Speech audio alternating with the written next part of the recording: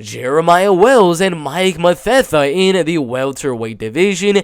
A short notice fight on the card. The first original bout to take place was Mike Mathetha versus Orion Kosi, and I'm gonna be honest with you, I thought that was a 50-50 fight. Could have honestly gone either way, but Jeremiah Wells isn't necessarily taking the fight on like super short notice, because he did have a fight scheduled against Tim Means on the UFC Fight Night Hermanson versus Strickland. So it's not like he's coming out there with no training camp, with no cutting or anything like that. He was actually scheduled to fight Tim Means on February 5th, which was yesterday. That fight did fall out. I'm not really too sure why. Just Means ended up withdrawing from the fight, so it's only pushing back the date that Jeremiah Wells will fight about 1 week. So it's not necessarily a short notice type of fight for Jeremiah Wells, but let's talk about the styles of both guys. Mike Mathetha, 3 wins, 0 losses.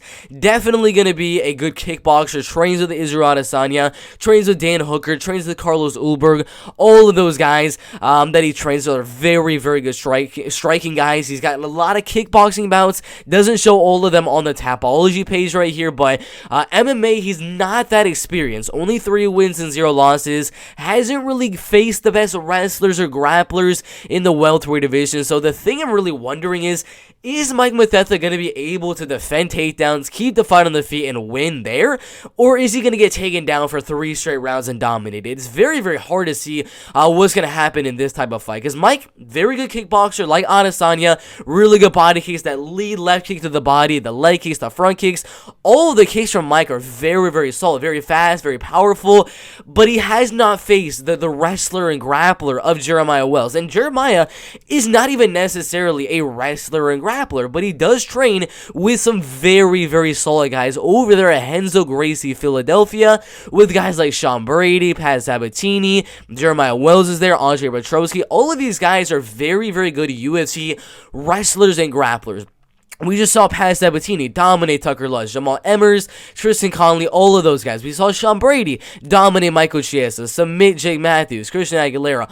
All of those guys that he's trained with leads me to believe that Jeremiah Wells is going to go out there and just have one of those type of fights that he's just going to go out there, take down Mike over and over again, wear on that gas tank of Mike Mathetha through that first and second round, and that grappling that's really going to take effect to the cardio of Mike Mathetha is really going to play dividends later on in the fight. And that's where Jeremiah Wells' power comes into place, because we saw in the last fight with Warley Alves, he's not necessarily just a grappler, he's not necessarily just a striker. He goes out there and he's got a full balanced MMA toolkit. So I think he's going to wrestle in those early rounds, diminish the cardio of Mike Mathetha in the second or third round like he did in his last 2 fights, get that finish in that second round. So I do believe he's going to drain the gas tank of Mike and come back in that second round with some really big shots in the feet, heavy pressure, and throwing those hooks and knocking out Mike Mathetha, ruining the first guy that Adesanya does know and trains with